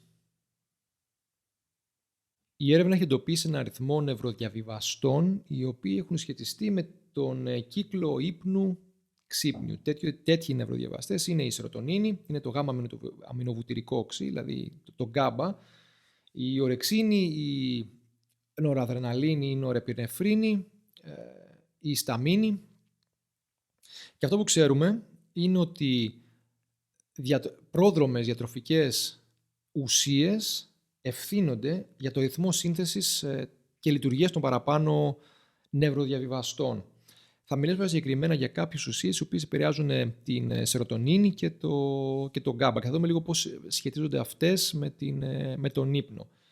Η τριπτοφάνη είναι μια προδρομη ουσία που φαίνεται ότι επηρεάζει την σερωτονίνη. Συγκεκριμένα το αμινοξύ L-τριπτοφάνη είναι ζωτική σημασία για την ύπαρξη και λειτουργία της σερωτονίνης στον εγκέφαλο. Οι έρευνες λένε ότι μικρές δόσεις τριπτοφάνης, με ένα γραμμάριο, μπορούν να βελτιώσουν τις δυσκολίες του ύπνου και την ποιότητα του ύπνου. Ένα παράδειγμα που φέρουν οι έρευνες είναι ότι αυτό μπορεί να επιτευχθεί καταναλώνοντας περίπου 300 γραμμάρια γαλοπούλας ή 200 γραμμάρια σπόρων κολοκύθας. Βλέπουμε λοιπόν ότι η τριπτοφάνη, η οποία δίνεται και σε συμπληρώματα, τα οποία θα πρέπει να πάρει κάποιος με την συγκατάθεση κάποιου ειδικού, βοηθάνε στη σύνθεση σερωτονίνης και έχουν θετικά αποτελέσματα όσον αφορά τον ύπνο. Η βαλεριάνα, και αυτό είναι ένα συμπλήρωμα, ένα βότανο που συνδέεται με τους υποδοχείς γκάμπα και φαίνεται ότι έχει ηρεμιστικές ιδιότητες. Ρυθμίζει κατά κάποιο τρόπο τη διέγερση του νευρικού συστήματος. Ποιο είναι όμως το catch με αυτό? Επειδή φαίνεται η λειτουργία της γκάμπα φαίνεται να επηρεάζει την ύπαρξη της αυξητικής ορμόνης, η αυξητική ορμόνη στους αθλητές, για παράδειγμα, μπορεί να θεωρηθεί ως doping. Έτσι, οπότε η βαλεριάνα πρέπει να προσέχετε οι αθλητές πώς τη χρησιμοποιείτε και ιδανικά να μην τη χρησιμοποιείτε ως συμπλήρωμα ύπνου. Σημαντικότερα, οι υδατάνθρακες φαίνεται ότι επηρεάζουν και αυτοί την κατάσταση του ύπνου. Οι έρευνες έχουν δείξει ότι δίαιτες με υψηλή περιεκτικότητα σε υδατάνθρακες οδηγούν ή μάλλον μπορούν να οδηγήσουν σε μικρότερες καθυστερήσεις ύπνου, δηλαδή κάποιος να κοιμηθεί πιο εύκολα. Δίαιτες με υψηλή περιεκτικότητα σε πρωτεΐνες οδηγούν επίσης σε βελτιωμένη ποιότητα ύπνου και υψηλή περιεκτικότητα λιπαρών μπορεί να επηρεάσει αρνητικά τη συνολική διάρκεια του ύπνου. Αυτό λοιπόν που βλέπουμε είναι ότι μια σωστή διατροφή, η οποία είναι ελαφρώς υψηλή σε θερμίδες, υψηλή σε πρωτεΐνες και χαμηλή σε λιπαρά, είναι ευεργετική για τον ύπνο. Μια διατροφή η οποία είναι υψηλή σε λιπαρά, ιδιαίτερα όταν είναι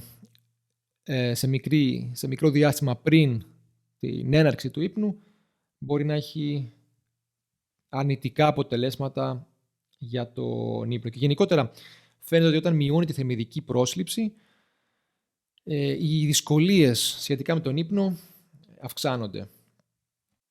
Όσον αφορά τη φαρμακολογία, και σε αυτό θα πρέπει πάλι να αναφέρω ότι τα φάρμακα πρέπει να δίνονται μόνο μετά από διάγνωση κάποιας διαταραχής και επίβλεψη από γιατρό. Εστιάζουν στο άγχος, θεωρώντας ότι το άγχος είναι ένας λόγος που επηρεάζει το ύπνο σε μεγάλο βαθμό. Τα φάρμακα εστιάζουν πάνω στο άγχος. Έχουμε τα αντικαταθλιπτικά, τα SSRIs ή τα SNRIs, τους κλινικούς αναστολής επαναπρόληψης της σερωτονίνης ή της νορεπινεφρίνης, οι οποίοι ουσιαστικά αυξάνουν τα επίπεδα σερωτονίνης ή νορεπινεφρίνης στις νευρικές συνάψεις και είναι πρώτης τάξεως θεραπείες όσον αφορά τις αγχώδεις διαταραχές. Οπότε ουσιαστικά τα φάρμακα αυτά επηρεάζουν το άγχος, καταπραίνουν το άγχος κατά κάποιο τρόπο και βοηθάνε στον καλύτερο ύπνο, δουλεύουν ως ηρεμιστικά. Βέβαια, από ό,τι φαίνεται, έως και 30% των ατόμων μπορούν να εμφανίσουν παρενέργειες και να μην ανταποκριθούν σωστά. Οπότε αυτό μπορεί να έχει αρνητικά αποτελέσματα όσον αφορά τον ύπνο. Τέτοιου είδους παρενέργειες μπορούν να εμφανιστούν λόγω ανεπαρκούς δόσης, κακής συμμόρφωσης, δηλαδή κάποιος να μην ακολουθεί την δοσολογία ή τα ωράρια όπως του έχουν ορίσει, αντίσταση θεραπεία, ουσιαστικά να μην κάνει τη θεραπεία, και η ανεπαρκής διάρκεια της θεραπείας. Οπότε, αν κάποιος δεν συμμορφώνεται με τις οδηγίες του γιατρού, μπορεί να έχει αντίθετα αποτελέσματα στον ύπνο. Οι βενζοδιαζεπίνες, το Xanax είναι μια γνωστή βενζοδιαζεπίνη για πολλούς, είναι διαμορφωτές του GABA, του αμινοβουτουρικού οξέως, και αποτελούν ψυχοδραστικά φάρμακα που δρούν ως ηρεμιστικά. Αυτά λοιπόν δουλεύουν και πάλι ως φάρμακα για το άγχος, αγχολητικά, και έχουν μεγάλη αποτελεσματικότητα στη γενικευμένη αγχοδιαταραχή, στην αγοραφοβία, στη διαταραχή πανικού, αλλά έχουν και σημαντικές παρενέργειες, δημιουργούν ανοχή, έτσι, είναι εθιστικά, πάρα πολύ εθιστικά. Υπάρχει ο κίνδυνος κατάχρησης, κάποιος να το χρησιμοποιήσει πολύ παραπάνω, και γενικότερα είναι εξαρτησιογόνα, οπότε γενικά θα πρέπει να αποφεύγονται. Πολλοί τα χρησιμοποιούν χωρίς την έγκριση κάποιου γιατρού ως ηρεμιστικά, χωρίς να ξέρουν όμως το πόσο ηθιστικά μπορεί να είναι και πόσα προβλήματα μπορούν να φέρουν στην ζωή τους όταν γίνουν για αυτούς πλέον αναγκαία. Η μελατονίνη είναι επίσης ένα γνωστό βοήθημα που σχετίζεται με το άγχος και μπορεί να βοηθήσει στην έναρξη του ύπνου, κάποιος να κοιμηθεί πιο εύκολα. Τη μελατονίνη μπορεί να τη βρεις και ως συμπλήρωμα, αλλά και μέσα σε φαγητά. Είναι ορμόνη ουσιαστικά, και φαγητά τα οποία έχουν υψηλή συγκέντρωση μελατονίνης μπορούν να βοηθήσουν στην καλύτερη έναρξη του ύπνου, πιο εύκολη έναρξη του ύπνου. Θα μιλήσουμε λίγο για την κάναβη. Η κάναβη είναι ένα θέμα το οποίο παλαιότερα δεν αναφερόταν καν, αλλά πλέον έχει αρχίσει και γίνεται όλο και πιο hot ως θέμα. Χρησιμοποιείται πλέον σαν φάρμακο, έτσι, για ιατρικούς σκοπούς, και δίδεται κιόλας για θέματα σχετικά με τον ύπνο. Οπότε αξίζει τώρα να μιλήσουμε λίγο για την κάναβη και να λύσουμε κάποιες απορίες που μπορεί να υπάρχουν ή κάποιες ανακρίβειες. Έχει δύο σημαντικά στοιχεία, το THC και το CBD. Το CBD ίσως το έχουμε ακούσει σαν συμπλήρωμα για αθλητές. Το ένα κομμάτι, το THC, είναι αυτό που έχει την ψυχοδραστική ουσία, δηλαδή αυτό που φέρνει τις παραισθήσεις και την έντονη αλλαγή στη διάθεση, και το CBD είναι ουσιαστικά το θεραπευτικό κομμάτι του φυτού. Τι κάνει το κάθε μέρος, έτσι, της κάναβης. Το THC προκαλεί την αίσθηση έντονης χαλάρωσης και μπορεί να βοηθήσει στον καρκίνο. Έχει αυτή την ιδιότητα. Αλλά μπορεί να γίνει εθιστικό σε έναν βαθμό και ουσιαστικά να επηρεάσει, να διαστρεβλώσει την πραγματικότητα της ζωής.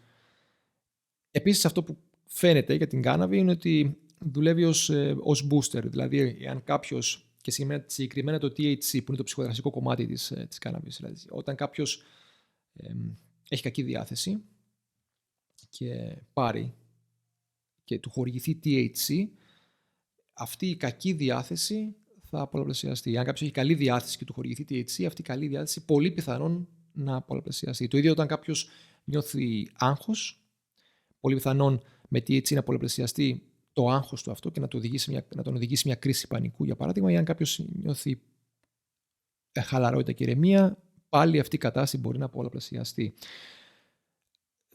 Το THC προφανώς δεν δίνεται για φαρμακευτικούς, ιατρικούς σκοπούς. Από την άλλη πλευρά, το CBD, η καναβιδιόλη, είναι αυτό που είναι ενδεδειγμένο και πλέον προωθείται ως ένα φάρμακο, έτσι, μια φαρμακευτική αγωγή. Το ιδιαίτερο με την καναβιδιόλη είναι ότι και όσον αφορά τον ύπνο, είναι ότι σε μικρές ποσότητες φαίνεται να φέρνει υπερένταση. Χρειάζεται παραπάνω ίσως από 25 mg για να αρχίσει κάποιος να νιώθει νιώθει υπνηλία. Είναι αγχολητικό και πώς δουλεύει? Σε ένα βαθμό δουλεύει ως ρυθμιστής της θερμότητας. Μειώνει την θερμοκρασία του σώματος. Και αυτό φέρνει καλύτερες συνθήκες για τον ύπνο. Επίσης, οι έρευνες λένε ότι πιθανόν επηρεάζει τη συγκέντρωση της αδενοσίνης στον εγκέφαλο. Η αδενοσίνη είναι μια ουσία η οποία δρά και αυτή ως νευροδιαβιβαστής και ουσιαστικά συσσωρεύεται στις συνάψεις, στους νευρώνες του εγκεφάλου κατά τη διάρκεια της ημέρας, όσο εμείς παραμένουμε ξύπνοι. Οπότε όσο πιο μεγάλη η συγκέντρωση της αδενοσίνης, όσο πιο έντονη η κούραση. Οπότε πιθανόν αλλάζει την ευαισθησία του εγκεφάλου στην αδενοσίνη. Και αυτό να μας κάνει πιο επιρρεπείς στο να νιώθουμε την αδενοσίνη έντονα και να θέλουμε να κοιμηθούμε, να είμαστε πιο επιρρεπείς στον ύπνο. Και αυτό είναι ένα ενδιαφέρον κομμάτι με την αδενοσίνη, γιατί, για παράδειγμα, για να αναφέρω και μία ουσία η καφέινη, η οποία επηρεάζει και αυτή σε μεγάλο βαθμό τον ύπνο και αυτή δρά πάνω στην αδενοσίνη. Ουσιαστικά είναι ένας ανταγωνιστής της αδενοσίνης, ο οποίος παίρνει τη θέση της αδενοσίνης στους υποδοχείς των νευρώνων που δέχονται την αδενοσίνη και έτσι ουσιαστικά παρόλο που μπορεί η αδενοσίνη να είναι σε μεγάλη συγκέντρωση στον εγκέφαλο, δεν την αντιλαμβανόμαστε εμείς. Παίρνοντας λοιπόν η καφεΐνη τη θέση της αδενοσίνης, δεν θεωρούμε ότι νηστάζουμε, δεν θεωρούμε ότι έχουμε μείνει τόση πολλή ώρα ξύπνοι. Ποιο είναι το αρνητικό του και της καφεΐνης όμως? Και αυτό το λόγο πρέπει να αποφεύγεται αργά το απόγευμα και να παίρνει τουλάχιστον 12 ώρες πριν την στιγμή που θέλει κάποιος να κοιμηθεί. Είναι ότι όταν πλέον η καφεΐνη μεταβολιστεί, πλέον όλη η αδενοσίνη που υπάρχει σε υψηλή συγκέντρωση στον εγκέφαλο θα πάρει τη θέση της στους υποδοχείς. Και εκεί έχουμε το crash που λέμε. Εκεί λοιπόν η καφεΐνη ρίχνει πολύ έντονα τη λειτουργία, τις κεφαλικές λειτουργίες και τις σωματικές λειτουργίες. Κάποιοι μπορούν να θεωρήσουν ότι παίρνοντας καφεΐνη το απόγευμα και συγχρονίζοντας το crash με την στιγμή που θέλουν να κοιμηθούν, θα τους βοηθήσει να κοιμηθούν πιο εύκολα. Αλλά και αυτό έχει φανεί από έρευνες ότι δεν είναι όλη η πραγματικότητα και ότι μπορεί να κοιμηθούν, αλλά δεν θα έχουν την ποιότητα του ύπνου που κανονικά θα είχαν εάν δεν είχαν καθόλου καφεΐνη στον εγκεφαλό τους. Όταν μιλάμε για γνωστικές παρεμβάσεις, αναφερόμαστε σε αυτό το κομμάτι του ύπνου που επηρεάζεται από το άγχος, από το μηχανισμό του στρες. Ουσιαστικά νιώθουμε μια ανησυχία πριν κοιμηθούμε, μπορεί να περνάνε διάφορες σκέψεις από το μυαλό μας, τι κάναμε εκείνη τη μέρα, τι κάναμε λάθος εκείνη τη μέρα, θα μπορούσαμε να είχαμε κάνει εκείνη τη μέρα. Θέματα μας απασχολούν, το αυριανό πρόγραμμα, οποιαδήποτε ανησυχία, η φοβία μπορεί να έχουμε στο μυαλό μας και μας βγαίνει την ώρα που ηρεμούμε, την ώρα που αφήνουμε τους ρυθμούς μας, χαλαρώνουμε και τότε βρίσκει την ευκαιρία, οι σκέψεις μας να μας κατακλείσουν. Αυτή η ανησυχία λοιπόν πριν τον ύπνο φαίνεται ότι μπορεί να αυξήσει, να ενεργοποιήσει το συμπαθητικό νευρικό σύστημα. Έτσι αυξάνεται η φυσιολογική διέγερση και λόγω αυτού καθυστερείται ο ύπνος που πρέπει να φτάσει κάποιος σε μια ηρεμία για να μπορέσει να αποκοιμηθεί. Οι γνωστικές λοιπόν παρεμβάσεις στοχεύουν στο να ανακαλύψει ένας άνθρωπος τους λόγους που έχει την ανησυχία αυτή πριν κοιμηθεί. Ποιες είναι οι σκέψεις αυτές που τον οδηγούν στο να μην μπορεί να ηρεμήσει το βράδυ και να τον πάρει ο ύπνος την ώρα που θέλει. Γι' αυτό υπάρχουν κάποιες τεχνικές. Μια τεχνική είναι η χρήση αρχείων σκέψης. Ουσιαστικά να καταγράφει κάποιος τις σκέψεις που έχει εκείνο το βράδυ και να μπορεί να τις γράφει στο χαρτί, ουσιαστικά να κάνει τη σκέψη συμπεριφορά και με αυτόν τον τρόπο να τις αποθηκεύει κατά κάποιο τρόπο έξω από το μυαλό του και σε ένα χαρτί το οποίο θα αναλάβει την επόμενη μέρα. Παίρνει τις σκέψεις του, ανακαλύπτει ποιες είναι αυτές, ποιες είναι οι σκέψεις που τον ταλαιπωρούν, τον βασανίζουν και τον κρατάνε εξύπνιο, τις καταγράφει, τις αποθηκεύει, ώστε να τις πάρει και να τις χρησιμοποιήσει την επόμενη μέρα. Ένας άλλος τρόπος διαχείρισης των σκέψεων είναι αφού ανακαλύψει ποιες σκέψεις είναι αυτές και ποιο είναι το μοτίβο των σκέψεων που υπάρχει, να οργανώσει ένα πλάνο για το πώς θα εκπληρώσει τι του ζητάνε οι σκέψεις αυτές. Για παράδειγμα, εάν κάποιος έχει έντονη σκέψη για το πότε θα φτιάξει ένα project που έχει για τη δουλειά του ή πώς θα ολοκληρώσει ένα project και αυτό δεν τον αφήνει να κοιμηθεί τα βράδια, μπορεί να φτιάξει ένα πλάνο που να του ορίζει ξεκάθαρα πότε θα δουλεύει για το project αυτό, πώς θα δουλεύει και να του δίνει ένα σενάριο για την επόμενη μέρα, ούτως ώστε να μην πέφτει για ύπνο, μην έχοντας καμία εικόνα του τι θα κάνει αύριο, το τι θα γίνει με αυτό το πράγμα και να μένει στην αβεβαιότητα. Να μπορέσει να μετατρέψει το αβέβαιο σε κάτι το οποίο έχει παραπάνω έλεγχο. Για να το κάνει όμως αυτό πρέπει να ξεκινήσει καταγράφοντας κατά κάποιο τρόπο τις σκέψεις του και έχοντας μια εικόνα τι είναι αυτό το οποίο τον κρατάει ανήσυχο. Αν μιλήσουμε για πιο φυσιολογικές, μάλλον για παρεμβάσεις πάνω στη φυσιολογία, που είναι όμως μέσα στο γνωστικό πλαίσιο, μπορεί να μιλήσουμε για προοδευτική μυϊκή χαλάρωση. Είναι τεχνική η οποία εκπαιδεύεται κάποιος και όταν κάνει CBT, γνωσιακή συμπεριφορική θεραπεία, και στην αθλητική ψυχολογία χρησιμοποιείται πολύ έντονα. Ουσιαστικά ξεκινάς από τις μύτες των ποδιών και φτάνεις μέχρι το κεφάλι, αρχικά σφίγγοντας, για παράδειγμα, ξεκινάς τη μύτη και φτάνεις μέχρι το κεφάλι, περνώντας από τα πόδια, τον κορμό, τα χέρια και φτάνεις μέχρι και στο πρόσωπο. Για κάποιον ο οποίος έχει ασχοληθεί με τον αθλητισμό, έχει μια κάποια εικόνα και μια αίσθηση του πώς είναι οι μύες του σφιγμένοι και πώς είναι οι μύες του χαλαροί. Για κάποιον ο οποίος δεν έχει τέτοια σχέση με τον αθλητισμό, μπορεί να είναι πιο δύσκολο να αντιληφθεί πότε υπάρχει χαλάρωση και πότε υπάρχει νευρικότητα. Οπότε η διαδικασία είναι εξής. Ξεκινάς σφίγγοντας, για παράδειγμα, κάνοντας μια κίνηση η οποία σφίγγει, μια κάμψη, για να νιώσει το κορμί, να νιώσει κάποιος πώς είναι το κορμί, η μύη σε τάση, το κρατάς για λίγο σφιχτό, μετά χαλαρώνεις. Και προσπαθείς να αντιληφθείς πώς είναι αυτή η χαλάρωση, να νιώσεις τη διαφορά μεταξύ τάσης και χαλάρωσης.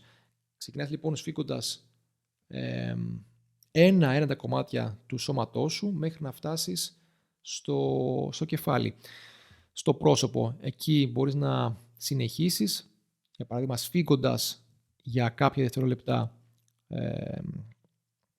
το στόμα σου, τη γνάθο, και μετά να χαλαρώσεις και να νιώσεις, να αντιληφθείς πώς είναι αυτή η χαλαρότητα. Αυτό θα σε βοηθήσει να επιτυγχάνεις χαλαρότητα, προοδευτική χαλαρότητα, χαλάρωση, να το πω καλύτερα, σε όλο το σώμα. Προσωπικά έχω δει ότι με έχει βοηθήσει πάρα πολύ αυτό. Δηλαδή, όλες τις βραδιές που νιώθω ότι δεν μπορώ να κοιμηθώ, λόγω ίσως κάποιες προπόνησεις που κάνει πολύ αργά ή κάποιο θέμα που μπορεί να με απασχολεί και δεν έχω καταφέρει να το διαχειριστώ, κάνω τη διαδικασία αυτή και όταν φτάσω στο πρόσωπο και όταν χαλαρώσω τους μύες του προσώπου μου, ξαφνικά με παίρνει ο ύπνος και το βρίσκω πάρα πολύ αποτελεσματικό. Και το τελευταίο κομμάτι είναι νοερή απεικόνηση. Αυτό θα πρέπει να γίνει ιδανικά με την βοήθεια κάποιου ειδικού. Ουσιαστικά φέρνεις στο μυαλό σου καταστάσεις στις οποίες νιώθεις ηρεμία. Μπορεί να είναι το δωμάτιο που μεγάλωσες στο χωριό, μπορεί να είναι ένα λιβάδι το οποίο στην φαντασία σου φέρνει ηρεμία, μπορεί να είναι το σκάφος σου. Βρίσκεσαι στους χώρους αυτούς νοερά και προσπαθείς να ζήσεις όσο πιο πολύ έντονα μπορείς, να φέρεις όλες τις αισθήσεις γύρω από εκείνο το περιβάλλον, ώστε να νιώσεις οικία, να νιώσεις ασφάλεια και να μπορέσεις να αποκοιμηθείς. είναι μια διαδικασία που θέλει προπόνηση. Αυτό θέλει την καθοδήγηση κάποιου ειδικού, αλλά για κάποιους που μπορεί να το έχουν πιο άνετα να το κάνουν μόνοι τους, μπορεί να τους βγαίνει πιο εύκολα, μπορούν να το δοκιμάσουν. Κάποιοι άλλοι μπορούν να ζητήσουν τη βοήθεια κάποιου ειδικού. Και πάνω σε αυτό φαίνεται ότι το CBT, η γνωσική συμπεριφορική θεραπεία ή η γνωσιακή συμπεριφορική θεραπεία, μέσα από την αναδόμηση και αντιμετώπιση των αρνητικών σκέψεων ή των αρνητικών πεποιθήσεων που πηγάζουν από αρνητικές πεποιθήσεις, μπορεί να βοηθήσει. Άρα, για κάποιον ο οποίος θέλει τη βοήθεια κάποιου ειδικού, μπορεί να απευθυνθεί σε κάποιον γνωσιακό συμπεριφορικό ψυχολόγο ή ψυχοθεραπευτή. Οπότε, για να εγκεφαλαιώσω, είδαμε σήμερα τον ύπνο, μιλήσαμε για την κατάσταση του ύπνου, ποιες είναι οι φάσεις που περνάει κάποιος όταν βρίσκεται στην κατάσταση του ύπνου, για το non-REM, για το REM, είδαμε τις διαταραχές του ύπνου και πώς αυτές σχετίζονται με διάφορους παράγοντες, αρχικά κοινωνικο-οικονομικούς και μετά σε σχέση με το περιβάλλον το οποίο κοιμάται κάποιος. Μιλήσαμε για τον ύπνο και την απόδοση, πώς ο ύπνος επηρεάζει την απόδοση και σε τι βαθμό. Είδαμε σχετικές έρευνες. Συσχετίσαμε τον ύπνο με το άγχος, με τις αγχώδεις διαταραχές και το μηχανισμό του στρες και μετά προτείναμε κάποιες γενικές παρεμβάσεις. Να θυμάστε παρεμβάσεις τέτοιες οι οποίες μπορεί κάποιος να κάνει μόνος, είναι υγιεινή ύπνου, δηλαδή να διαμορφώσει τις συνθήκες που θα τον οδηγήσουν πιο εύκολα στο να κοιμηθεί και να παραμείνει στην κατάσταση του ύπνου. Διατροφικά, ποιες τροφές να επιλέγει και ποιες τροφές να αποφεύγει. Γενικότερα, αν έχεις μια καλή διατροφή θα σε βοηθήσει. Αν έχεις μια κακή διατροφή, υψηλή σε λιπαρά, για παράδειγμα, και χαμηλή σε πρωτεΐνες και υδατάνθρακα, δεν θα σε βοηθήσει να κοιμάσαι καλύτερα. Μιλήσαμε για κάποιες φαρμακευτικές παρεμβάσεις, οι οποίες σχετίζονται κατά βάση με το άγχος και επίσης για κάποιες γνωσικές παρεμβάσεις μπορεί κάποιος να κάνει μόνος είτε με τη βοήθεια κάποιου ειδικού στην ψυχική υγεία. Ελπίζω να ήταν ενδιαφέρον το επεισόδιο αυτό. Ελπίζω είναι ένα σημαντικό κεφάλαιο για το οποίο όλοι μας το βιώνουμε καθημερινά ή μάλλον καλύτερα κάθε νύχτα, αλλά ξέρουμε τόσα λίγα για την κατάσταση αυτή και το πώς είναι να βρισκόμαστε μέσα στην κατάσταση αυτή. Για όποιον θέλει μπορεί να ακολουθήσει τα social media που είναι στις πληροφορίες κάτω από το βίντεο και η ηχογράφηση του συγκεκριμένου επεισοδίου θα υπάρχει και στο Spotify και στο Apple Podcast με τη μορφή podcast.